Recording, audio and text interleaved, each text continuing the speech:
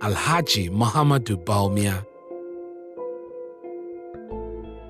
Alhaji Dr. Bawumia doesn't live for himself. Helping put smiles on the faces of especially the underprivileged has been his hallmark from the get-go. He loves to give in work. He loves to give in terms of helping other people.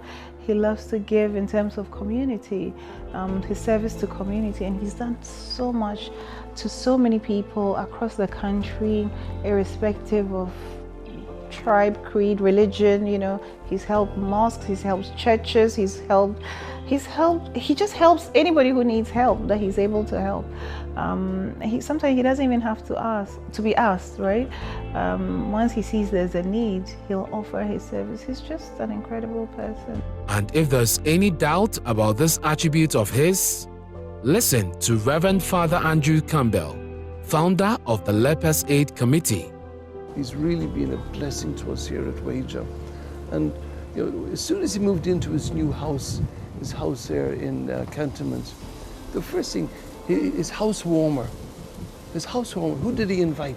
He invited the lepers and the street children. No other people came, just we were invited.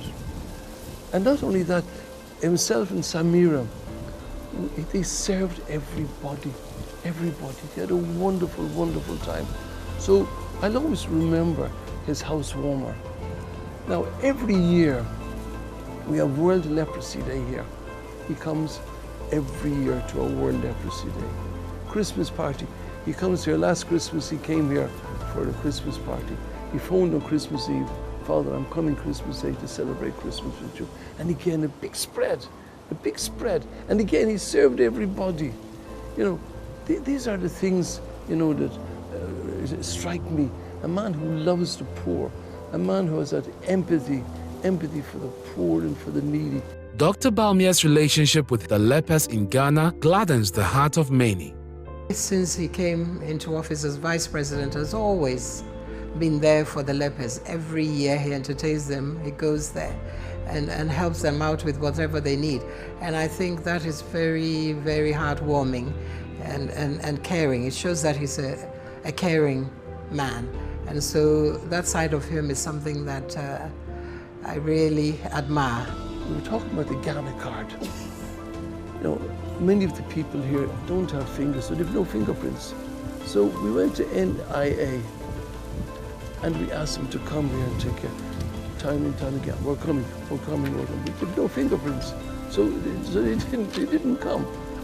And I asked the vice president, well, what can we do? And he said to me, don't worry, he said, Father, I'll take care. He went to the NIA and he got the top men and brought them all here. The top men. And they all came here. And that day, everybody here got a Ghana card. Everybody. That's how much he loves these people. We will never be tired of thanking him, because he's also not tired of blessing us. We have about 7 leper colonies in Ghana: Hu, Kukufu, Ankafu, Upper West, Upper East, and even Tamale also. So everything that he gives us here, that goes there. So all of us, we pray for him. And it's somebody that is also our patron. Sometimes he invites us to the house. We go and eat and dine with him on the table. Myself and Father, we do go to his house early in the morning like this. Before he wake up also, we are there already. So he is somebody that, in fact, God will bless him. Dr. Bawumia is a man of such a great heart. It reminds me of what God said about David. You know, that David's heart was the reason why he chose him. It wasn't any other thing. But when you have somebody with a good heart, like Dr. Bawumia, you know, you really have someone who has the interest of everybody in the nation at heart, including even those who hate him. That's what a good heart does. Dr. Bawumia has been of great help to many, but one kind gesture to a little girl with leprosy who had been suffering with a serious condition is one that Reverend Father Campbell cannot forget. Father Campbell recalls that there was no hospital in Ghana that could help this little girl. The situation was dire and helpless until Dr. Mahmoud Bawumia showed up. And I mentioned all the places we've been to, all the doctors we've been to, and nobody has a solution. And it's getting worse. Not only is it open, but water is coming out of it. Where's the water from? Nobody knows. And you know what he told me? You know what the Vice President said to me? He said, Father, you find a hospital anywhere in the world and I'll pay for it. I'll pay for this little girl. A children's hospital in Rome knew what to do for this girl. And true to his promise, Dr. Bawumia paid in full the cost of her treatment. She went with one caretaker, like a social worker from here. So two of them there, he paid their way there and way back. He's paid for her accommodation. He's paid for the medical care. Now that girl's wound, if I showed you her, I talked to her on the phone today, just about an hour ago. The wound is healed. It just has to get the last stages of healing. And at the end of the month, she's going to an intensive care rehabilitation for a new prosthetic leg. And that girl will come back here running. Whatever it is, you know, when I'm with the Vice President and he sees people like this, his heart goes out to them. He feels for them. He has that empathy. When Papa, Wakan Ukre, Wakasema, or the Yegma, where on Sonobamba, no so soon say you wouldn't fear them. Whatever he is doing for us here is something that God is aware of it.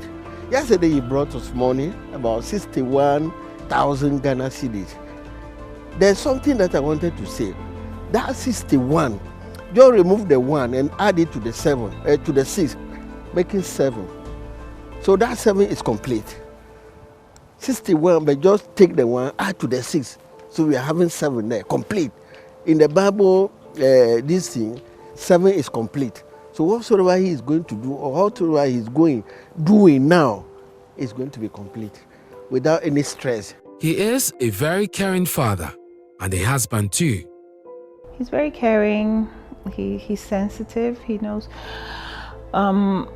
He's able to balance it, even though he does spend a lot of time doing other things and giving off. But as a family, we don't feel like we are missing anything, you know. He loves his children. He's very close to them. Doesn't spend as much time as he probably would want to with them, but they are very close. All the kids are very close to him. And yeah, he's as good on the outside as he is at home. One distinct attribute of the man Dr. Bawumia is his non-discriminatory nature. For his primary school friend, Mr. Ankama, the surprise he pulled on them at his mother's Thanksgiving service gives credence to this attribute. Minim said no one know. Kwesi da ye kwa sorry no. No asaba. Se obede kumase. Nti anofa no no ne asaba insuta. Se wonim ye obisa sorry ne ye nyina na wonitim. Waba eti aso dem ho ne yemum the TV. Nti obi na edibi ka friend say hey, madam for no abawo. Oti aso dem ho.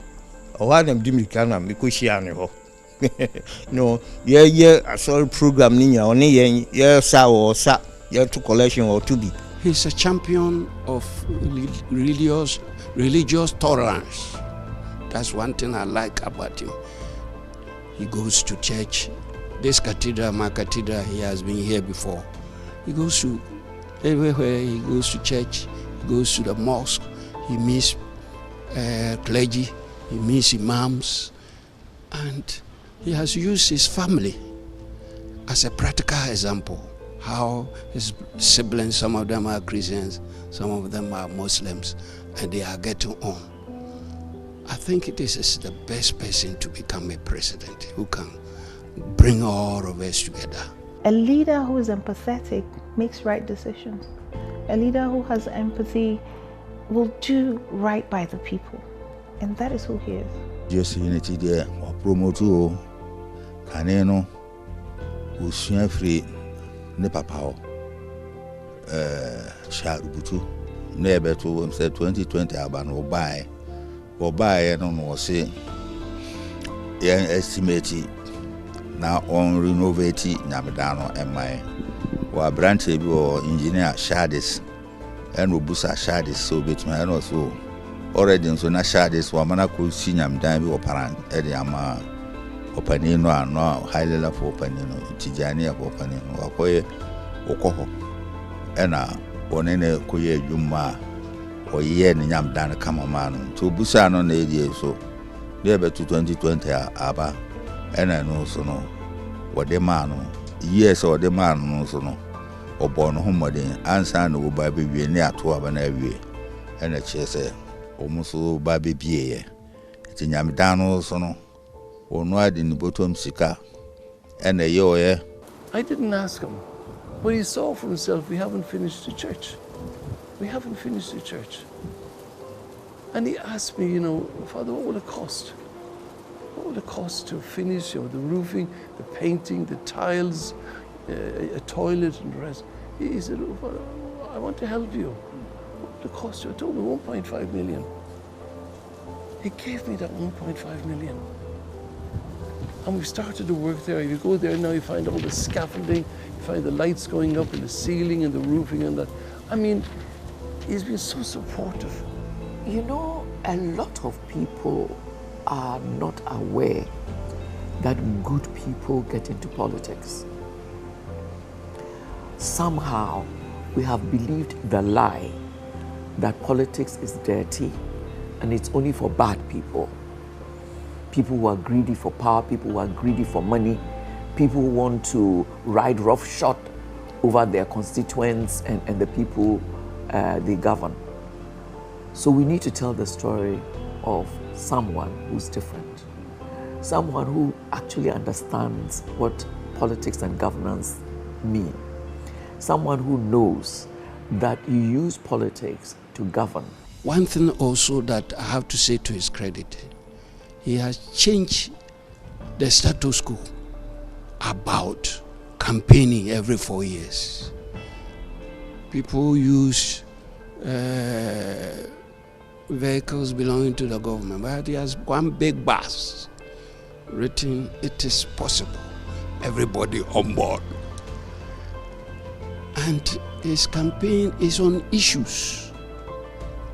What he wants to do for us as Ghanaians when he is voted into power as the president, devoid of insults. From a research assistant to a special assistant and to the position of deputy governor of the Bank of Ghana, the man now became a running mate, a vice president, and now aiming for the topmost position in Ghana to further move Ghana forward. In terms of his stake for the present-day seat of the presidency in Ghana, I'm ready to give him all the necessary report or support.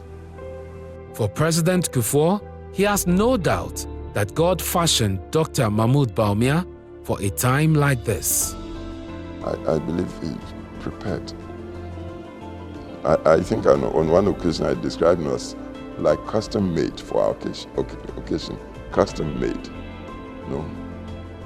fashioned to the purpose we should have to recover the economy of the nation as quickly as possible, to turn the economy around. At last, we have an economist who really understands how to run the economy, who has passion, to run the economy. So I believe deeply that what he is looking for is for the economy to work. I really believe that. So he will do everything, with one goal of making our economy, the welfare of the people here, improve. Observing him all these years, I see the kind of hard-working and honest politician that Ghana needs, which is why I wish him well. I wish him good health. I pray that one day he will become president because it will be in our interest. I came to that conclusion and I put 30 years of my own reputation behind him. I didn't consult him. I told my friends I was going to do it because I said somebody has to back this guy. I'm saying all these things because I truly believe in the man, not because of anything he's giving me. It's because of what I think we need from him. I don't see how anybody else can think of not voting for him. He's the right man for Ghana. He is going to win because God is the one who is going to place him as our leader, the next president of the country. What I see in him is something that we economists share. We have a passion for the economy to work. You know, like if you're a medical doctor and people are dying from a treatable disease, you really feel uncomfortable. You feel moved to find a solution to the existing problem. A Ghana where everybody is easy enough to take part. And I'm sure he will bring new ideas to improve upon the economy and whatnot. Like we know what is happening in the various stages of development which he has already carried out. My soon-to-be president, that is how I'd like to address you. My soon-to-be His Excellency the President of Ghana, Doc, as I usually call you. 61 is a wonderful year. It's a time when wisdom has coalesced, experiences have helped you to shape your thinking. It's a wonderful age. And I am so pleased that this is the age that God has decided to give you the opportunity to rule Ghana, to govern Ghana, to turn Ghana around. This is a direct authority, delegated authority that God is giving you. The fact that he's not afraid of new ideas, or he's not afraid of people that he works with coming in with their own ideas, that can only be for the good of the country. And I can see that we will be off. You know, for too long, Ghana has been said to be a country of potentials. I think that potential will be realized under President Mahmoud Bawumia. He's shattered a lot of norms. He's done even. So when you look at his life when he came back to Ghana at the BOG, it wasn't imaginable that he'll end up as deputy governor, given where he started in the research department and within that short period, you know. And Nana Akufo-Addo picked him 16 years ago. And I don't even think he himself would have imagined that 16 years later, he will be leading this party as the first non-Akan person to lead this party, and then the first Muslim presidential candidate on a major political party ticket. I mean, it's just incredible. Alhaji Dr. Mahamudu Bawumia is a true man of destiny. Democracy these days must be underpinned by technocracy. He's got the two of them. And I believe, given the moment, he's still the man of the moment, man of destiny. See how he's come to where he is. And so I want to appeal to the country that given the difficulties of the times we are in, it's not only Ghana that's in difficult times, but when you look around internationally, leadership should be sort of picked, selected with circumspection. And me, for the sake of Ghana, given the welter of problems we are in, we want to consider somebody for presidency of Ghana from now on, looking ahead. And you've got a person like Bawumia. I believe he's as good a candidate as any you can get in the circumstances, and I support him.